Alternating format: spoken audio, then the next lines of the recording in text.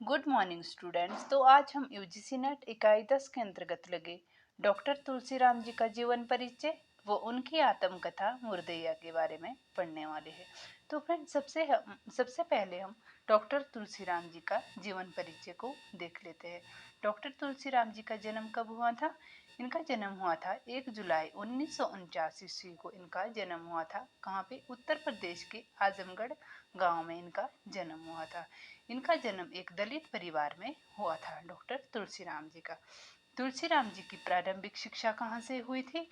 आजमगढ़ के धर्मपुर गांव से इनकी प्रारंभिक शिक्षा हुई थी और उस शिक्षा के लिए ये बनारस हिंदू विश्वविद्यालय चले गए थे। चेचक की बीमारी के कारण इनकी एक आंख नष्ट हो जाती है और लोग इन्हें काना कहकर चिढ़ाते थे। इसको डॉक्टर तुलसीराम जी को। डॉक्टर तुलसीराम कैसे थे? अति संवेदनशील थे। इनकी मजबूत स्मरण शक्ति थी। राजनीतिक शास्त्र के अध्यापक थे ये। तुलसीराम अनेक प्रकार की बाधाओं को पार करते हुए देश के सबसे बड़े विश्वविद्यालय, इसका नाम क्या था? जवाहरलाल नेहरू विश्वविद्यालय है, के प्रोफेसर विवाध्यक्ष नियुक्त हुए। कौन हुए थे? डॉक्टर तुलसीराम। तुलसीराम की पत्नी का नाम क्या था? प्रभा चौधरी इनकी पत्नी का नाम था और इनकी पुत्री का नाम अंगिरा था। तुलसीराम ने आत्मकथा के पहले वाक्य का नाम क्या रखा था? मुर्दैया रखा था। मुर्दैया का अर्थ क्या होता है? शमशान। इसका प्रकाशन वर्ष 2010 ईस्वी का है। इनके दूसरे वाक्य का नाम मणिकर्णिका था। इसका प्रकाशन वर्ष 2013 ईस्वी है। दिलीप मंडल ने डॉक्टर तुलसीराम को भारत का ग्रामशी की संज्ञा से संबोधित किया है। डॉक्टर तुलसीराम की मृत्यु कब होती है? 13 फरवरी 2015 को दिल्ली में इनकी मृत्यु हो जाती है। इसके पश्चात हम डॉक्टर तुलसीराम की मुर्दैया आत्मकथा के बारे में पढ़ते हैं। मुर्दैया आत्मकथा का प्रकाशन वर्ष कब का है? 2010 ईस्वी का है और किसमें प्रकाशित हुई थी? राजकमल प्रकाशन में। डॉक्टर तुलसीराम द्वारा रचित मुर्दैया मात्र एक आत्मकथा नहीं है, बल्कि इसमें लेखक के व्यक्तिगत पारिवारिक जीवन के साथ साथ आसपास के सभी वर्गों, जातियों के सामाजिक सांस्कृतिक संबंधों और उनकी जटिलताओं की भी रचनात्मक अभिव्यक्ति की गई है। किसमें की गई है? मुर्दैया में की गई है। मुर्दैया जैसी रचनाएं विषमतापरक समाज को समता में बदलने की पृष्ठभूमि तैयार कर रही है। हिंदू समाज में व्याप्त हिंसक घृणा, शोषण एवं वर्चस्व को यह आत्मकथा बेपर्दा करती है। दलित वर्ग की जटिलताओं एवं विसंगतियों का सामाजिक सांस्कृतिक परिक्षेप्य भी उद्घाटित करती है। कौन? मुर्दैया आत्मकथा। मुर्दैया आत्मकथा के बारे में तुलसीराम का कहना है कि इसमें मेरा दर्द है, मेरे समाज का दर्द है और मेरा पूरा जीवन ही मुर्दैया है। ये कौन कहते हैं? डॉक्टर तुलसीराम जी कहते हैं। उसके पश्चात हम मुर्दैया में लगे पात्रों को देख लेते हैं। इसमें कौन कौन से पात्र लगे हुए हैं? सबसे पहले है जूठन। जूठन कौन है? लेखक के दादा का नाम है और मुसड़िया लेखक के दादी का नाम है, जिनकी उम्र 100 वर्ष से ज़्यादा है। उसके पश्चात दिरजा आती है जो कि लेखक की माता का नाम है। जंगू पांडे 80 वर्षीय ब्राह्मण है और ये निवश और अविवाहित है, जिसके कारण लोग इनको जो है अपशकुनी मानते हैं। उसके पश्चात सोमर लेखक के पिता के बड़े भाई का नाम है और मुनेसर ये भी लेखक के दूसरे भाई का नाम है और नांगर ये लेखक के तीसरे भाई का नाम है। अंबिका पांडे साहित्य बताने वाला व्यक्ति है ये और मुंशी राम सूरत ये विद्यालय के शिक्षक है। ये परशुराम सिंह स्कूल के हेडमास्टर है। जेदी चाचा आदि पात्र जो है इसमें लगे हुए हैं। इसमें मुर्दैया में तुलसीराम ने मुर्दैया आत्मकथा को 7 उपशीर्षकों में बांटा है। ये उपशीर्षक कौन कौन से हैं इसको देख लेते हैं। सबसे पहले है भूतही पारिवारिक पृष्ठभूमि। भूतही पारिवारिक पृष्ठभूमि में डॉक्टर तुलसीराम जी ने इसमें दलित समाज की अनपढ़ होने के कारण फैली अंधविश्वास का इन्होंने चित्रण किया है। किसने किया है? डॉक्टर तुलसीराम जी ने। एक बार तुलसीराम तुलसीराम के दादा की हत्या रात में खेत की रखवाली करने के कारण होती है, किंतु लोगों में अंधविश्वास था। लोगों का कहना है कि इनकी मृत्यु के जिम्मेदार भूत है, क्योंकि लोग वहाँ उस समय वहाँ के लोग कैसे थे, पूरे लोग अनपढ़ थे। उसके पश्चात आता है मूर्धन्य तथा स्कूली जीवन। बुते ही पारिवारिक पृष्ठभूमि में और क्या होता था, इसमें जो है जब तुलसीराम जी को चेचक की महामारी हो जाती है तो लोग जो है इनको इलाज कराने की बजाय देवी देवताओं का पूजन करते, मन्नत मांगते थे और पूजन करते थे, जिसके कारण जो है तुलसीराम जी की एक आंख चली जाती है और जिस कारण से लोग उन्हें काना कहकर बुलाते थे। मूर्धन्य तथा स्कूली जीवन, इसमें क्या दिया गया है कि किस प्रकार मूर्धन्य तथा स्कूली जीवन नामक उपशीर्षकों में क्या दे रखा है लेखक ने, कि लेखक का कहना है कि स्कूल जाने के क्रम और बच्चे और शिक्षक किस प्रकार मुंशी राम रतन लाल लेखक को चमरकिट कहकर चिढ़ाते थे और अपमानित करते थे, वो इसमें दिया गया है मूर्धन्य तथा स्कूली जीवन में।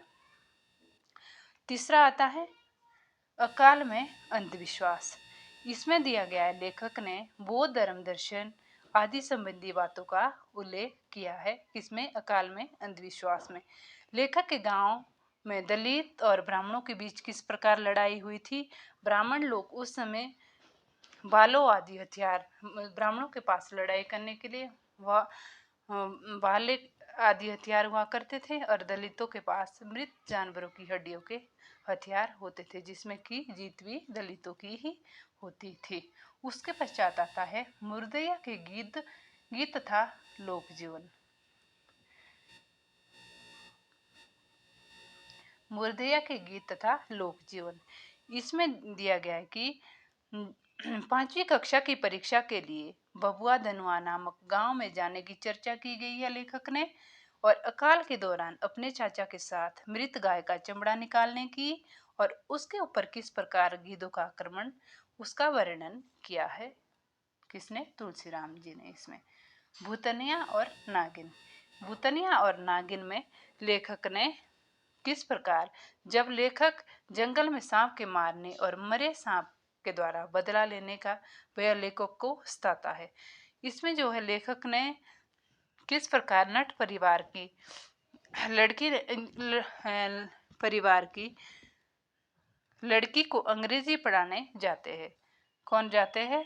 लेखक जाते हैं, किंतु परिवार के लोगों को यह सुहाता नहीं है। लेखक ने आत्मकथा में मुन्नब चाचा की बीमारी को ठीक करने के लिए किए गए अनुष्ठान की भी चर्चा की है। किसमें की है? ये भूतनिया नागिन में। अनुष्ठान के बावजूद भी सोमर चाचा की मृत्यु हो जाती है और भूतनिया नागिन उपशीर्षकों में ही भारत चीन युद्ध का वर्णन भी किया गया है। किसमें किया गया है? ये भूतनिया नागिन में। चले बुद्ध की राह, चले बुद्ध की राह में इसमें क्या है, लेखक ने अपने ऊपर पड़े राहुल सांस्कृत्यायन के प्रभाव का चित्रण किया है। किसमें किया? ये आत्मकथा के छठे उपशीर्षक कौन सा है? ये छठा उपशीर्षक चले बुद्ध की राह। इसमें लेखक ने बैरागी गौतम बुद्ध के विचारों का अपने ऊपर पड़े प्रभाव को चित्रित किया है। लेखक जिस स्कूल में पढ़ते थे उस स्कूल के एक शिक्षक अपनी एक छात्रा से प्रेम करते थे। शिक्षक लेखक के माध्यम से ही प्रेम पत्र वहां तक पहुंचाता है। इसका वर्णन भी इन्होंने इसमें किया है। अब इसका सातवां और अंतिम शीर्षक कौन सा है? आजमगढ़ में फाका काशी, इसका क्या है? अंतिम उपशीर्षक है। इसमें क्या दिया गया है लेखक ने, जिसमें लेखक ने महाविद्यालय शिक्षा की चर्चा की है। इसमें किसकी चर्चा की है? महाविद्यालय की। इस शीर्षक में लेखक ने डीवी कॉलेज में आरएसएस द्वारा किया जाने वाला जातिवाद को बड़े बेबाकी से प्रस्तुत किया है। किसमें किया है? ये 7वें उपशीर्षक में है। और इसमें क्या दिया है इन्होंने कि लेखक को मिले स्कॉलरशिप कितनी मिली थी इनको? 162 रुपए की राशि में उसी का मित्र देवराज सिंह चाकू दिखाकर 81 रुपये उनसे छीन लेते थे। किससे छीनते थे? तुलसीराम जी से। ये दिया गया है। तो फ्रेंड्स, हमने इनके 7 उपशीर्षकों के बारे में पढ़ लिया है और इनका जीवन परिचय और इनकी मुर्दया आत्मकथा में 7 शीर्षक लगे हैं और इनके पात्रों को भी डिटेल से पढ़ लिया है। इसके पश्चात वस्तुतः मुर्दया आत्मकथा हिंदू धर्म और संस्कृति, विद्रूपता और क्रूरता का दस्तावेज है। कौन है ये? मुर्दया आत्मकथा। जाति पाति, ऊंच नीच, घृणा और द्वेष से गुथा हुआ श्रेणीबद्ध समाज कौन से तथा किस प्रकार का राष्ट्र निर्माण करेगा? डॉक्टर तुलसीराम जी कहते हैं कि हमारे समाज में इतना अंधविश्वास था कि लोग जो है, यदि कोई बीमार पड़ता है तो भी जो है इसको देवी देवताओं का प्रकोप मानते थे, जिसके कारण जो है हमारा समाज नीचे को गिरता जा रहा है। हमारे समाज का निर्माण, यदि हमारे समाज में ऐसे ही अनपढ़ लोग रहे तो हमारे समाज का निर्माण कैसे होगा? यह सवाल आत्मकथा में शुरू से अंत तक बना रहता है। आत्मकथा में तुलसीराम को केवल जातिगत ही नहीं बल्कि शारीरिक विकलांगता के कारण भी अपमान का सामना करना पड़ता है। तुलसीराम जी कहते हैं कि मुझे लोग क्योंकि उनको लोग जो है चमारकिट, स्कूल में टीचर चमारकिट कहकर चिढ़ाते थे।